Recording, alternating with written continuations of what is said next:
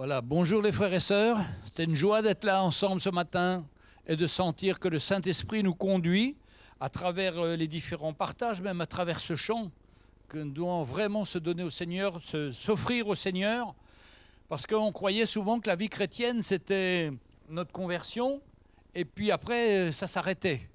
Enfin, c'est comme ça, moi, que j'étais dans une église où ça s'arrêtait, et il n'y avait rien, il n'y avait pas de vie après. Et donc...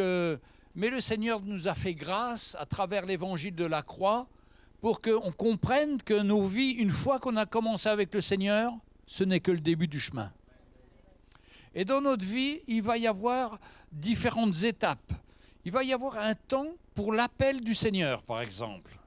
Moi-même, j'ai été appelé quand j'étais nouveau converti, je ne comprenais rien, je savais que j'étais appelé à annoncer l'évangile, que j'étais appelé à un ministère pour le Seigneur. Mais pendant des années, je ne comprenais pas. Je croyais que ça allait venir comme ça, d'une façon automatique. Non, non, il y avait un travail. Vous savez, avec le Seigneur nous appelle, mais après, il y a l'ordre de marche. C'est comme à l'armée.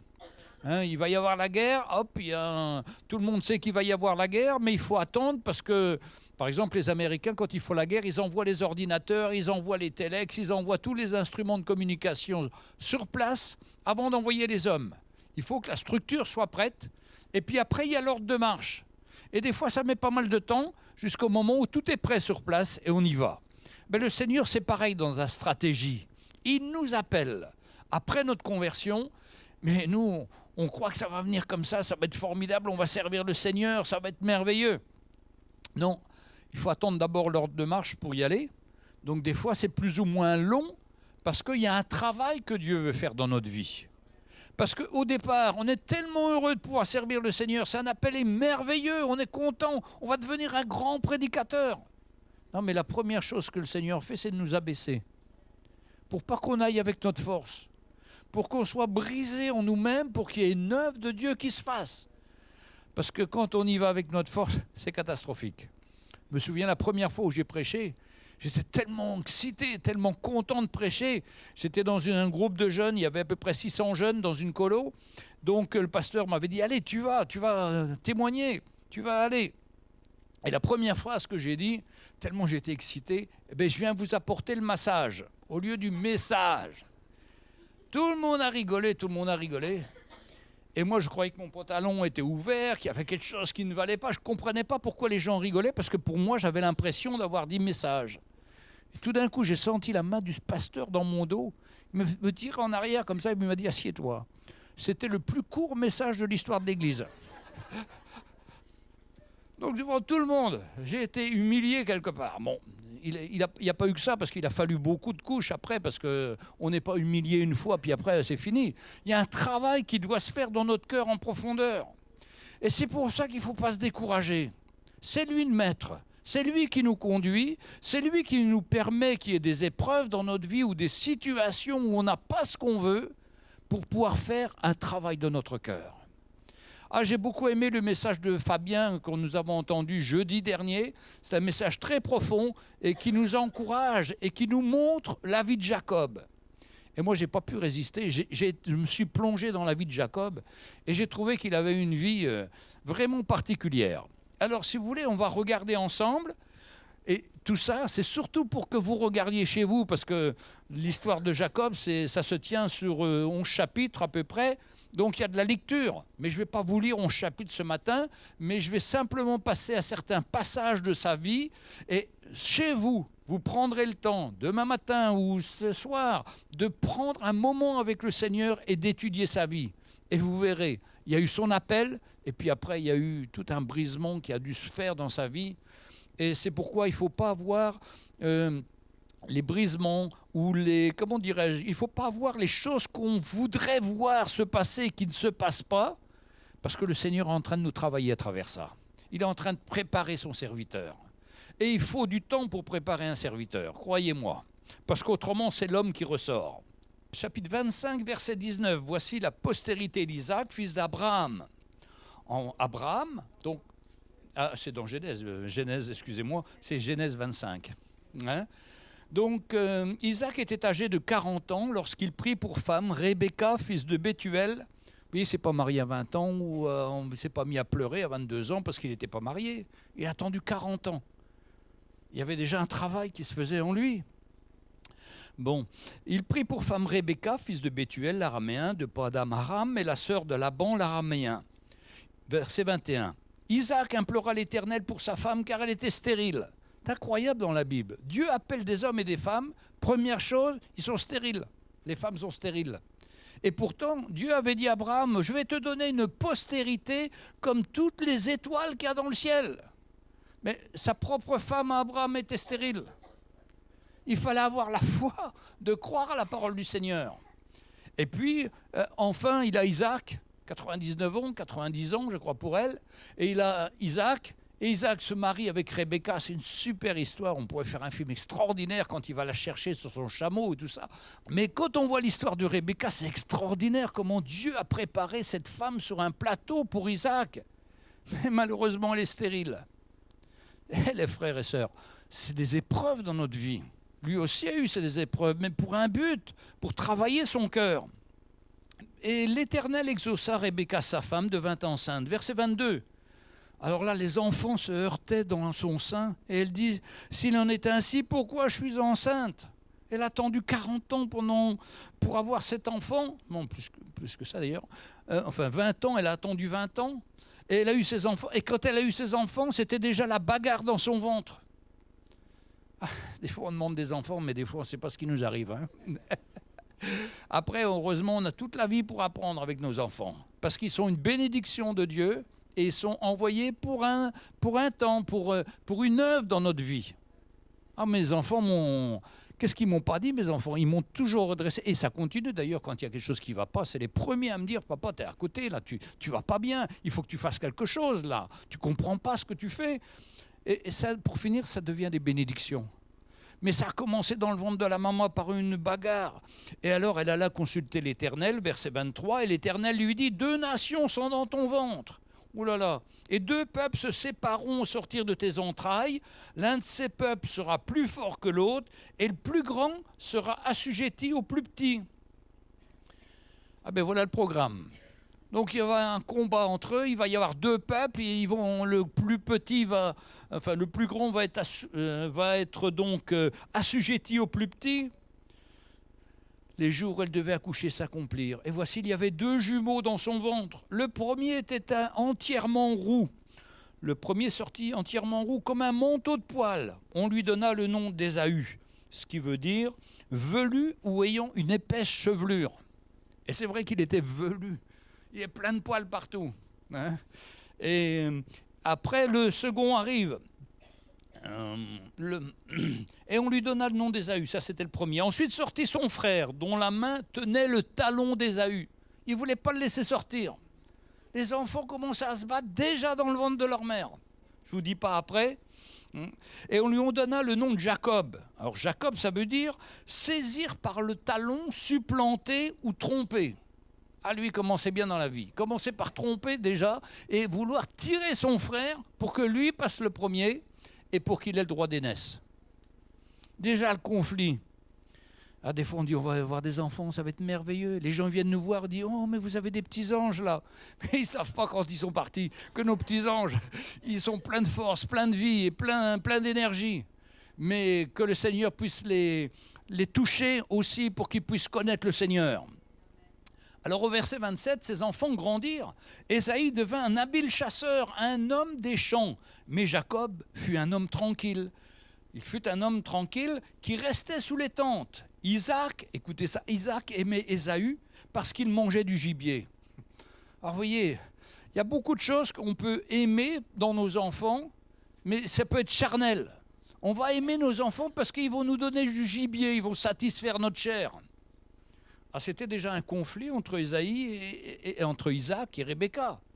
Pourtant, c'était le couple du Seigneur, c'était le couple que Dieu avait mis ensemble. Hein. Mais ce qui n'est pas traité dans la vie de nos parents, on ne peut pas le demander que ça soit traité dans la vie de nos enfants. Et on va voir qu'il y a beaucoup de situations qui sont arrivées dans la vie des enfants, qui étaient déjà arrivées dans la vie des parents. Alors,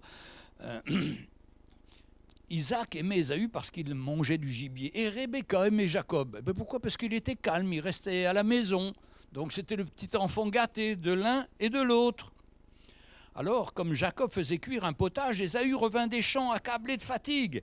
Et Ésaü dit à Jacob, « Laisse-moi, je te prie, manger de ce roux-là, car je suis fatigué. » C'est pour cela qu'on a donné le nom d'Ésaü, le nom d'Édom, c'est-à-dire le roux, comme quoi il était roux, les Édomites. Jacob dit, « Vends-moi aujourd'hui ton droit d'aînesse. » Alors, il faut dire qu'autrefois, dans l'Ancien Testament, le premier-né, c'est celui qui avait le droit d'aînesse, c'est-à-dire qu'il était l'héritier principal et qu'il avait la bénédiction pour prendre une grande partie de l'héritage de son père, tandis que le second, il devait se débrouiller. Et donc, c'était un gros avantage d'avoir ce droit d'aînesse. Mais Ésaü, lui, il rentre de la chasse, il était très fatigué, il avait faim, et pour lui, de manger, c'était plus important que son droit d'aînesse.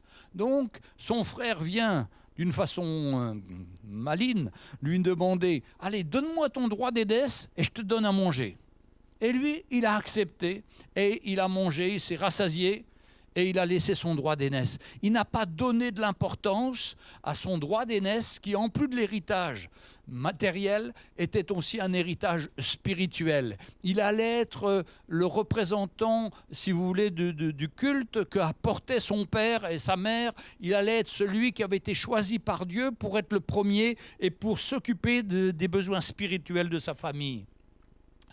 Alors il lui vendit son droit d'aînesse à Jacob. Alors Jacob donna à Ésaü du pain et du potage de lentilles. Il mangea et but, puis se leva et s'en alla. C'est ainsi que Ésaü méprisa le droit d'aînesse.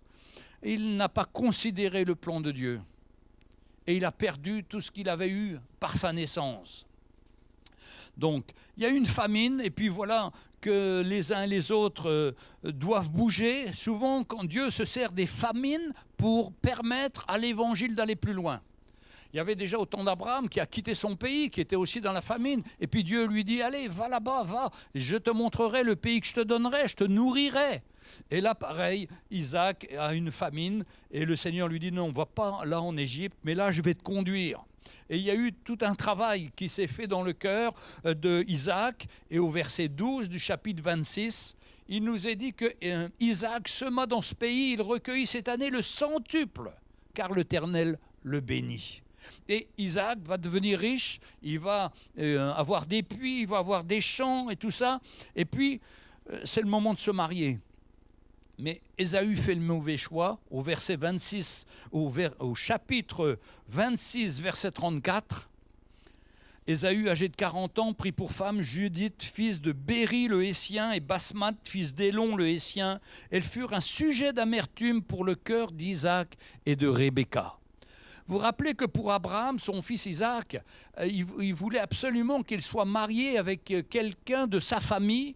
Et c'est pour ça qu'il a été voir, qu'il a été dans sa famille, là où il y avait, comment il s'appelle, afin de trouver cette femme qui est devenue la femme d'Isaac. C'était quelqu'un qui était chair de sa chair.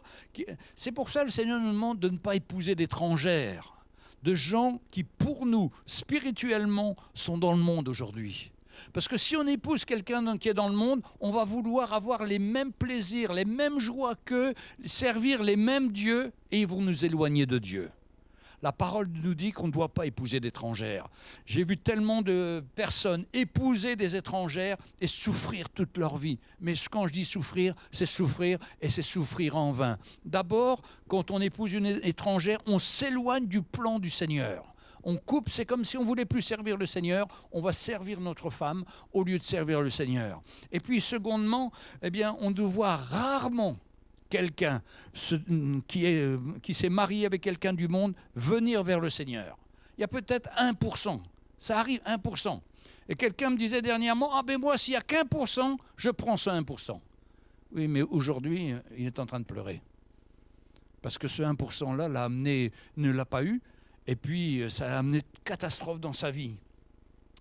Alors, tandis que pour Isaac, il va aller, lui, chez Laban, le frère de Sarah, donc la femme d'Abraham, c'est-à-dire son oncle, il va aller travailler chez Laban pour vraiment travailler. Et alors, il y a eu encore une étape qui s'est passée.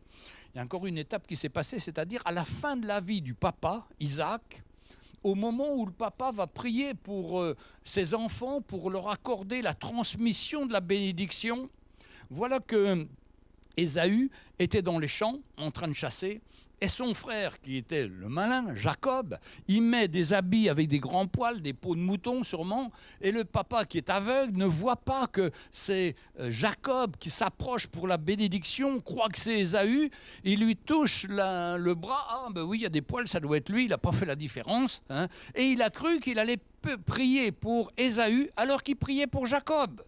Jacob encore avait détourné, le trompeur avait trompé son propre papa.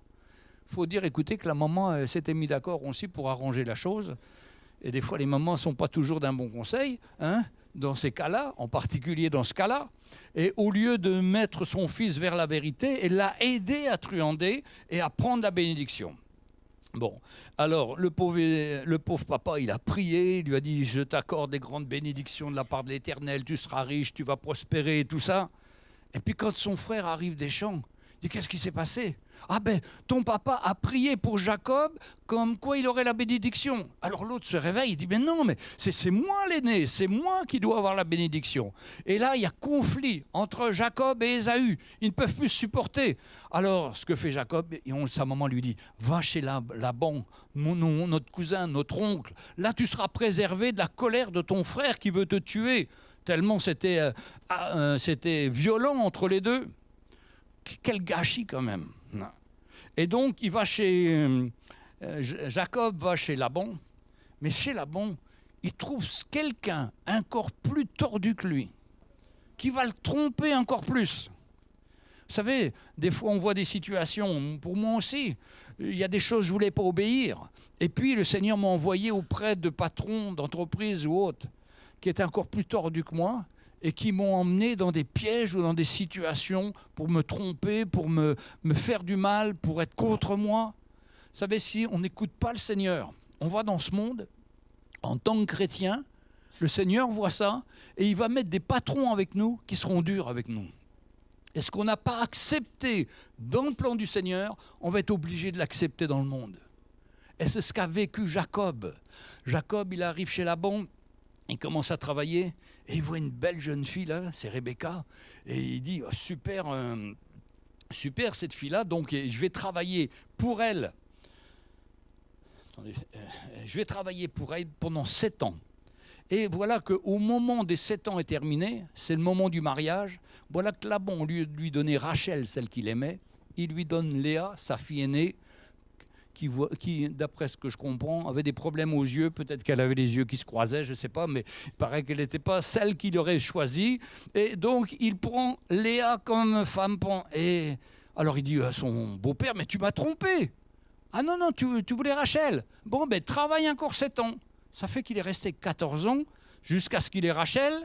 Et puis, en réalité, après, il est encore resté 6 ans au travail pour Laban, qui changeait son salaire au moins 10 fois. Il lui disait, toutes les brebis qui sont blanches et tachetées noires, eh bien, tu les auras pour toi, mais toutes celles qui sont blanches, tout ce sera pour moi. Puis 2 jours après, il disait, ben non, toutes celles qui seront blanches, c'est pour toi. Enfin, 10 fois, il a changé son salaire. Il s'est fait avoir dans tous les domaines par son beau-père. Et vous savez, ça forme un homme, ça brise un homme. Il était un trompeur lui-même, mais il a trouvé quelqu'un de plus fort que lui. Et croyez-moi, dans ce monde-là, il y a des gens plus forts que nous, qui nous tromperont encore plus que nous. On peut tromper les gens quand on ne connaît pas le Seigneur. Parce que quand on ne connaît pas le Seigneur, on n'a plus qu'une force, c'est notre chair. Mais notre chair nous amène à faire des choses qui ne sont pas à la gloire du Seigneur. Hein, c'est facile à comprendre ça. On fait ça pour nous-mêmes. Donc on défend notre beefsteak. Mais en même temps, on se corrompt avec le monde. Et le Seigneur et on rencontre des gens plus corrompus encore que nous-mêmes. Et qui vont nous coincer, qui vont nous exploiter. Et ça va être dramatique. Alors, on continue toujours dans Genèse. Là, je suis au numéro de 29 à peu près. Bon. Et puis voilà que les femmes qu'il a épousées, celles qu'il aime, c'est Rachel, elle est stérile aussi. Et voilà qu'elle ne peut pas avoir d'enfant.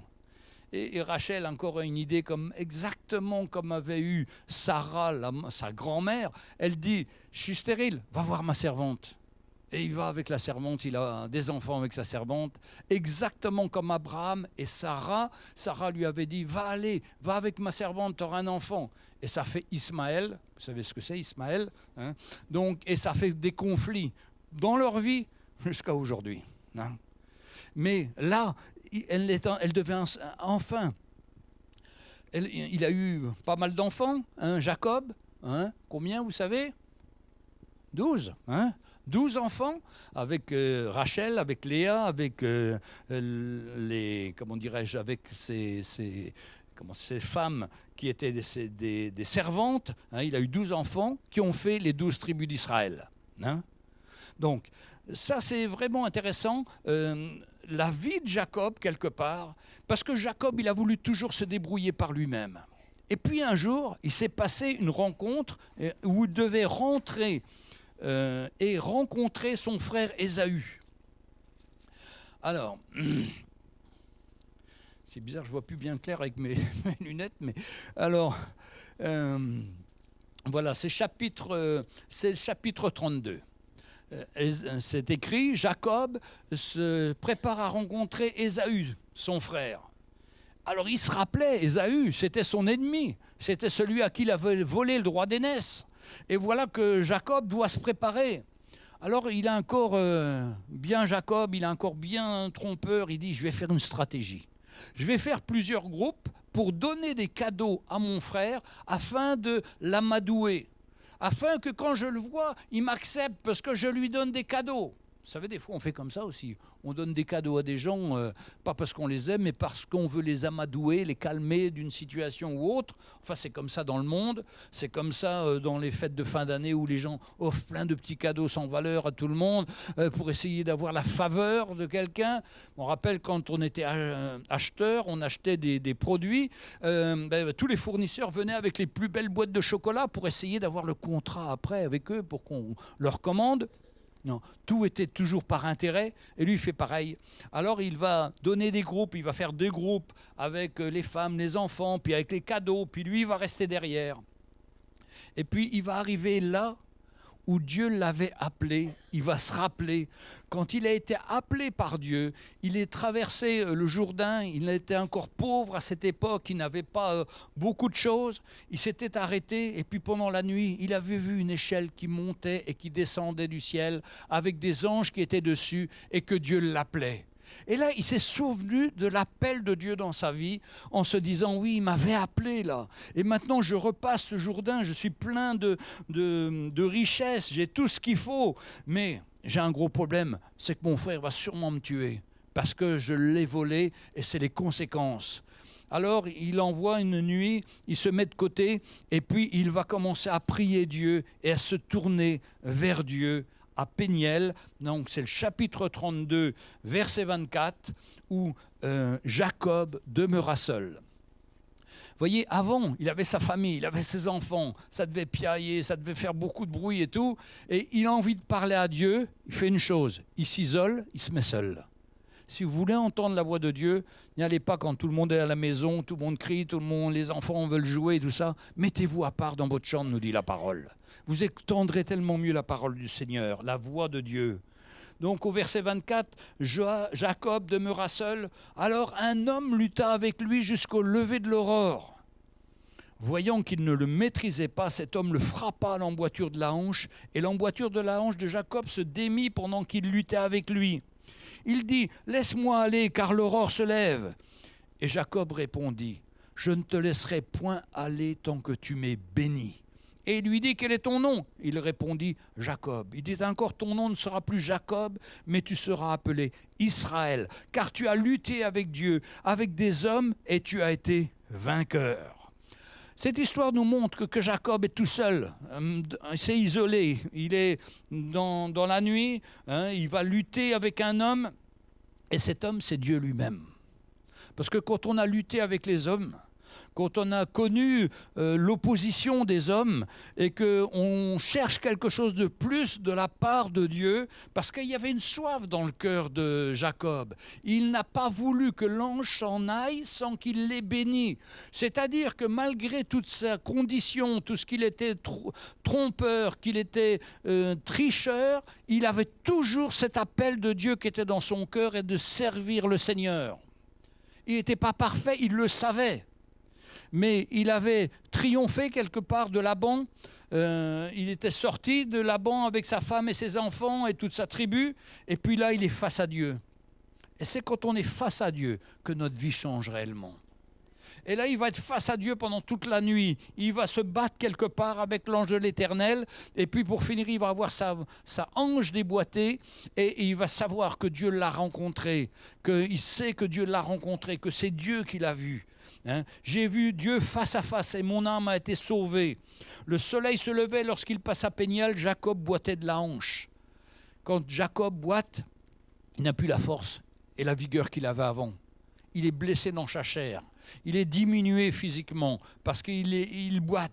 Mais il sait qu'il a lutté avec Dieu et il a été vainqueur. Et l'ange lui dit, mais quel est ton nom? Mais il répondit Jacob, c'est-à-dire le trompeur, le voleur. Il reconnaît qui il est. Il reconnaît. C'est pour ça l'ange lui dit, allez, c'est fini cette phase-là. Maintenant, tu ne vas plus être ce trompeur. Tu vas être Israël, le peuple que j'ai choisi. Tu vas être le père d'une grande nation. Voilà, tu rentres maintenant dans ton appel. Et il en a fait des tours avant. Il en a fait des expériences avant. Et nous, on voudrait que dès que notre conversion s'approche du Seigneur, on voudrait tout de suite le servir. Ah non, il y a un temps de Dieu. Dieu n'est pas pressé. Dieu veut faire une œuvre dans notre cœur. Alors on passe par des découragements, on passe par des moments où on n'a plus. Mais ce qu'on doit ressentir, est-ce que dans notre cœur, il y a toujours ce désir de plaire au Seigneur? Et si on a ce désir, mes frères et sœurs, le Seigneur sera fidèle. Je vous ai déjà raconté, des fois j'ai passé des moments avec le frère Mickey à l'île Maurice en formation il y a un peu de temps. Et Mickey me dit, allez, témoigne à cette personne. Mais j'étais tellement chamboulé dans mon cœur que j'arrivais pas à parler, j'arrivais pas. Et je disais, Mickey, j'ai honte, j'arrive pas à parler. Tellement j'étais travaillé par le Seigneur. Mickey m'a dit, tant que tu restes, tu as le désir, même si tu n'as pas la capacité, ou si tu n'y arrives plus, ou si tu es bloqué, mais que tu as dans ton cœur ce désir de servir le Seigneur aura la victoire et le Seigneur va te conduire. Il a eu la foi pour moi. Et j'ai vu la main du Seigneur, la grâce du Seigneur. Et petit à petit, l'œuvre de Dieu s'est faite. On ne forme pas un homme en 1 an, 2 ans, 3 ans, 5 ans d'école biblique. Non, non. Ce qu'on forme là, c'est des connaissances bibliques qui ne servent pas à grand-chose. On a besoin de former le cœur de l'homme pour qu'on puisse être à l'écoute du Seigneur, qu'on puisse s'aligner avec son plan, accepter de mourir à nous-mêmes, accepter d'être comme ce grain de blé mis en terre jusqu'à ce qu'il meure, pour qu'il se réveille et pour qu'il porte du fruit pour le Seigneur. Vous savez, cette histoire du grain de blé, quand je voyais ça autrefois, je passais le verset. Ça ne me plaisait pas. Je sautais le verset. Je disais, ben non, on ne comprend rien, on ne comprend pas. Je ne voyais pas que j'avais à mourir à moi-même. Je ne voulais pas mourir à moi-même. Je voulais au contraire que je sois un prédicateur, que je sois je ne sais pas quoi, un grand homme. Mais non, mais tout ça, il faut mourir à nous-mêmes pour laisser la mort du Seigneur agir afin qu'on puisse ressusciter avec lui dans une nouveauté de vie et qu'on puisse être utilisé par lui pour sa gloire. Quel programme le Seigneur a devant nous, mes frères et sœurs? Quel programme extraordinaire que Dieu veut que l'on ait, de s'attacher à lui, de laisser son œuvre se faire dans notre vie, même si c'est par beaucoup de mort à nous-mêmes, même si c'est par beaucoup d'humiliation, là va sortir la vie. Et malheureusement, combien de temps, d'années j'ai perdu où je n'entendais pas l'évangile de la foi, de la croix, et que je n'acceptais pas de mourir à moi-même. Je voulais y aller avec ma force, avec ma chair, pour montrer aux gens que j'étais capable. Mais non, on est incapable. Si ce n'est la grâce de Dieu qui agit en nous, on n'a aucune capacité. La Bible dit que notre capacité vient de Dieu. C'est lui qui nous rend capables d'être ministres de l'Évangile. C'est pas autre chose. Et tout ce qu'on va vouloir servir le Seigneur par notre chair, ça ne va pas être bon, les frères et sœurs. On va vouloir se mettre en avant, on va vouloir de la reconnaissance, on va vouloir que les gens vous disent merci. Non, c'est le Seigneur qui doit nous dire merci. C'est lui qui nous récompense. Mais avant qu'on y arrive là, Croyez-moi, j'ai galéré, j'ai tourné en rond, j'ai fait ma tête, j'ai passé des moments vraiment difficiles. Mais gloire au Seigneur, le Seigneur a eu la victoire. Alors, dans la Bible, c'est marqué tous les détails de toutes les erreurs que les uns ont pu faire. Par exemple, dans Genèse 12, 10, que ça, on revient à Abraham et à sa femme, Sarah, qui était jolie, nous est-il dit, hein, et que Abraham, il avait peur qu'on lui dise c'est sa sœur ou qu'on le tue pour prendre sa femme. Hein. Genèse 12, 10 à 11. Alors on est là. Il y eut une famine dans le pays, vous voyez, avec Abraham descendit en Égypte pour y séjourner, car la famine était grande dans le pays. Et il était près d'entrer en Égypte, il dit à Sarah, sa femme, « Voici, je sais que tu es une belle femme, belle de figure. Quand les Égyptiens te verront, ils diront, c'est sa femme. Ils me tueront et te laisseront la vie. Dis, je te prie que tu es ma sœur, afin que je sois bien traité à cause de toi et que mon âme vive grâce à toi. » Presque poétique, hein. Mais bon, la réalité était moins juste. Hein. Lorsqu'Abraham fut arrivé en Égypte, les Égyptiens virent que la femme était fort belle. Les grands et les pharaons la virent et ils vantèrent à Pharaon. Et la femme fut emmenée dans la maison de Pharaon. Heureusement, il ne s'est rien passé, mais ça aurait pu être grave. Isaac fait pareil, Genèse 26, verset 9. Lorsque les gens du lieu posaient des questions sur sa femme en parlant d'Isaac, et il disait « c'est ma sœur », car il craignait en disant « ma femme » que les gens du lieu la tuent parce que Rebecca était belle de figure. La même histoire, lui aussi il ment, Abraham il ment. Mais mes frères et sœurs, l'exemple qu'on donne à nos enfants, on voit qu'il se répercute aussi chez eux. C'est pourquoi nous on a une grande responsabilité parents, on doit être les modèles. On doit montrer le chemin et enlever tout ce qui est tordu de nos vies, tout ce qui est travers, tout ce qui est mensonge pour marcher dans la vérité et être vrai afin que nos enfants puissent voir, oui, mon papa, il a eu des moments difficiles, mais j'ai toujours vu qu'il voulait marcher avec le Seigneur. Ma maman, je vois qu'elle veut marcher avec le Seigneur, qu'elle répond, qu'elle obéit. Quand le Seigneur lui dit quelque chose, elle l'accepte et elle rentre dans le plan du Seigneur. C'est le meilleur exemple qu'on peut donner à nos enfants. Mais si nos enfants nous voient superficiels, ils nous voient dire des choses et faire le contraire, ben ils vont nous le dire aussi. Et ça m'est arrivé où mon fils me dit « Papa, ben, ce que tu dis, ce n'est pas ce que tu prêches. Il y a une différence. Qu'est-ce qui se passe ?» Et il me reprend et je dois m'humilier. Mais on n'a pas de honte à s'humilier même devant nos enfants. Autrefois, les enfants, ils n'avaient rien le droit de dire à leurs parents, surtout pas une critique. Je me rappelle, mes parents, ils disaient des gros mots. Et quand on le disait aux parents, mais vous dites des gros mots là? Oui, mais nous, on est gros, on a le droit. Non, on n'a pas le droit, les gros. C'est tous pareil, hein, quand j'étais enfant, ça. Hein. Et c'est pour ça qu'il ne faut pas se permettre le moindre chose vis-à-vis de nos enfants. Parce que eux, c'est les meilleurs observateurs. Ils nous voient, il n'y a rien qui passe à côté avec eux. Hein. Donc, on doit vraiment s'attendre au Seigneur. Maintenant, il y a cette maman qui était la femme d'Isaac, Rebecca, quand elle voit son fils qui va se marier avec des étrangers, elle est finie. Elle va même dire qu'elle est dégoûtée de la vie. Au chapitre Genèse, verset 27-46.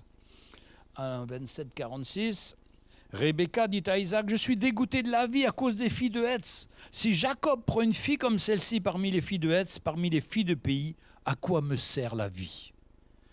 Nous, les parents, on doit veiller sur nos enfants et prier pour qu'eux-mêmes un jour puissent faire le bon choix pour le Seigneur. Autrement, on trouvera que notre vie était une catastrophe, qu'on est passé à côté. Et on doit avoir dans notre cœur cette vision du plan de Dieu pour nos enfants qui doivent se continuer. Et on doit vraiment à cœur de prier pour eux, pour que tout ça soit conduit par le Seigneur. C'est rien de plus terrible que de voir nos enfants se perdre. D'avoir investi pendant des années à l'école du dimanche, d'avoir fait pendant des années, puis de les voir aller dans ce monde qui va les détruire, qui va les finir, pour les revoir quelques années après, dépressifs, finis. Non, on doit prier pour eux, s'attendre à la grâce du Seigneur et s'attendre à l'œuvre que Dieu veut faire dans leur cœur, afin qu'ils puissent servir le Seigneur. Ah, quelle grâce quand Jacob n'est plus devenu Jacob le trompeur, mais qu'il est devenu Israël. Israël, ça veut dire le peuple de Dieu. C'est lui, la terre d'Israël, le pays, le peuple que Dieu a donné enfin pour Israël. Et c'est une œuvre qui s'est faite comme une œuvre qui se fait dans notre vie pour que nous, on ne rentre pas dans une terre qui s'appelle Israël, mais qu'on amène avec nous un grand nombre de personnes à connaître Jésus. C'est ça notre appel. C'est qu'on soit les instruments du Seigneur pour amener les gens qui sont captifs aujourd'hui à connaître le Seigneur, à ouvrir leur cœur, à recevoir le Seigneur, pour qu'un jour, on se retrouve là-haut avec le Seigneur pour toujours. C'est pourquoi c'est tellement important d'accepter l'œuvre du Seigneur dans notre cœur, de laisser cette œuvre nous briser, nous prendre, nous travailler. Et même si on n'est pas bien, les frères et sœurs, rappelons-nous toujours qu'il n'y a pas d'accusation pour ceux qui sont en Jésus-Christ. Ça, l'ennemi a un moyen de nous décourager, c'est de nous accuser. Mais en Christ, Jésus a tout payé. Pourquoi on se laisserait accuser alors que Jésus a payé ? Par contre, si on se rend compte que l'accusation vient, on se humilie devant le Seigneur. On dit, Seigneur, libère-moi. Moi, je veux marcher dans ta victoire. Bien sûr, j'ai raté hier, j'ai raté encore peut-être ce matin. Mais Seigneur, je te demande pardon. Restaure-moi, relève-moi et que je puisse porter ton nom et que je puisse être ton instrument là où tu m'appelles à être. Vous savez, Satan, il a toujours des propositions à nous faire. Et quand ils étaient dans le jardin d'Éden, le Seigneur avait dit « Ne touchez pas à cet arbre de vie ». Et il avait dit « N'y touchez pas ». Et puis Ève et Adam se promènent dans le jardin et puis Satan vient les séduire, il leur parle « Mais si, vous pouvez y toucher, mais si, parce que le jour où vous y toucherez, vous serez comme Dieu, vous saurez faire la différence entre le bien et le mal, vous serez intelligent, ça ouvre l'intelligence. » Et la femme et l'homme, ils ont été séduits. L'ennemi a toujours des plans pour nous dire « Si tu fais ça, dans ta chair, avec ta force, eh bien, par exemple, si tu achètes une belle voiture, tu vas être bien, on va t'admirer. » Mais ça, c'est un mensonge, mes frères et sœurs. Mais je dis, j'ai pas d'argent. Ah, mais l'ennemi va te dire, mais j'ai un crédit à te proposer. Ah, il va te mettre un fer à la patte avec ce crédit et tu vas payer. Mais si on se contente de ce que le Seigneur nous dit, le Seigneur nous dit, touche pas à ça. T'es pas dans le monde, toi. T'es pas là pour jouer un rôle. T'es pas là pour être vu du monde. Toi, tu es là pour me voir, moi, être en communion avec moi et me représenter sur cette terre. Mais Satan a toujours une autre idée. Non, viens voir. Ça va te rendre intelligent. Tu vas avoir une nouvelle voiture, tu vas avoir un nouvel ordinateur. Et on cumule les dettes, on cumule. Et à la fin, on est lié. On ne peut plus rien faire. Frères et sœurs, si c'est notre cas, le Seigneur nous dit, si tu es lié, viens, on va te délier, on va prier le Seigneur pour qu'il te délivre et que tu puisses prendre une position claire et ferme pour rendre ce que tu as acheté, qui n'était pas avec ton argent, c'était avec l'argent du crédit, mais eux, ils sont en train de te faire payer pour longtemps. Mais on va s'attendre au Seigneur, si tu es lié, que tu sois délié. Et c'est notre espérance à chacun d'entre nous et notre but qu'on ne soit lié par rien de ce qui est sur cette terre, mais qu'on accepte ce que le Seigneur nous donne ou ce que le Seigneur ne nous donne pas. Mais ce qu'on va chercher par notre chair va devenir un problème pour nous, pour notre vie, pour ceux qui sont autour de nous, parce qu'on ne peut plus rien faire. On est cadenassé partout, couvert de dettes, mais le Seigneur veut nous délivrer. J'ai fait des bêtises, on a fait des bêtises. Moi, quand j'ai épousé ma Rebecca, c'est elle qui a payé mes impôts, je vous ai déjà dit, parce que moi, j'avais beaucoup d'argent, mais je dépensais tout. Et elle, qui était secrétaire, il mettait son argent de côté tous les mois pour son trousseau, comme on disait à l'époque. Mais c'est elle qui a payé mes impôts. Quelle grâce, hein, c'est pas pour ça que je me suis marié avec elle, parce que c'était le plan du Seigneur. Mais quand même, elle me dit, quelle grâce, quelle grâce. Et puis après, elle m'a appris à compter. Et ça va beaucoup mieux, par la grâce du Seigneur. Hein?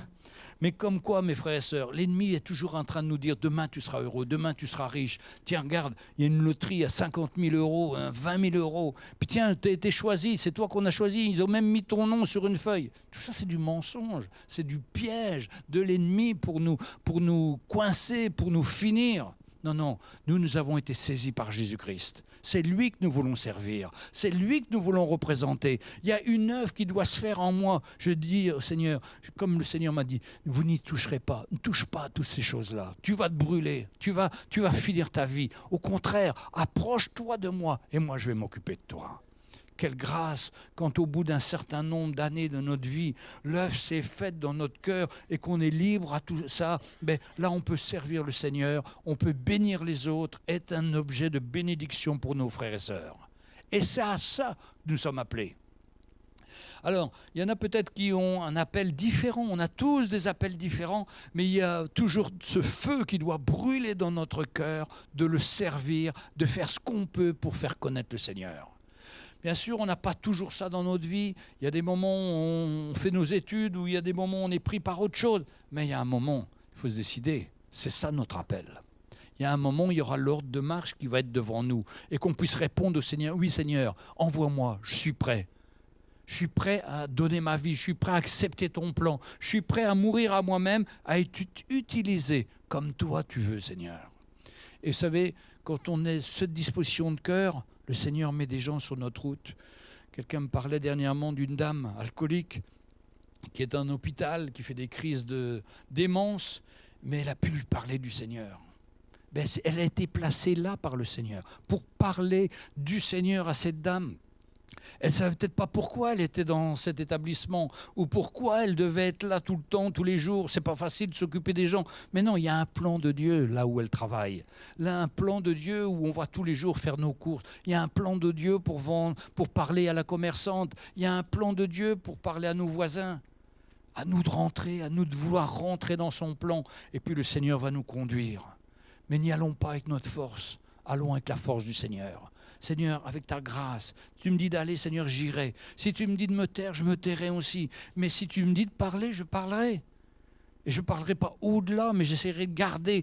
Vous savez, quand on parle avec quelqu'un, on peut aussi garder le contact avec le Saint-Esprit et entendre la voix de Dieu qui vous dit « arrête là, arrête, arrête ». Ou alors continue, ou arrête. Mais des fois, ils nous disent trop souvent arrête, parce que nous, on a toujours tendance à en rajouter un peu. Non, non, le Seigneur dit arrête, arrête, arrête-toi là, et moi je vais faire l'œuvre.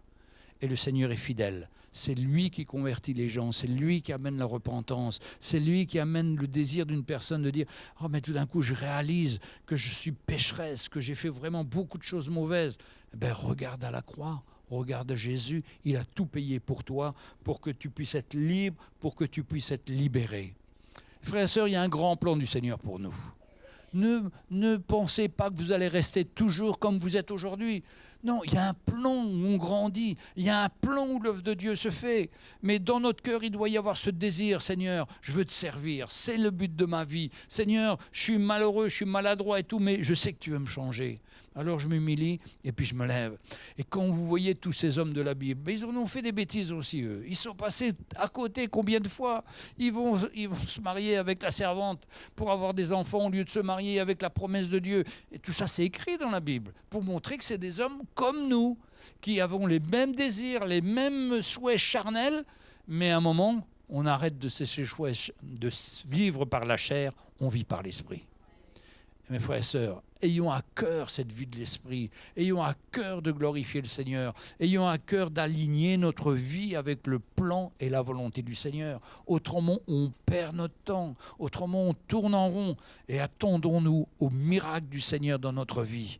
Quelle grâce de pouvoir s'attendre à lui. Lui, il est puissant, lui, il va nous conduire, lui, il va nous fortifier et nous équiper. Alléluia.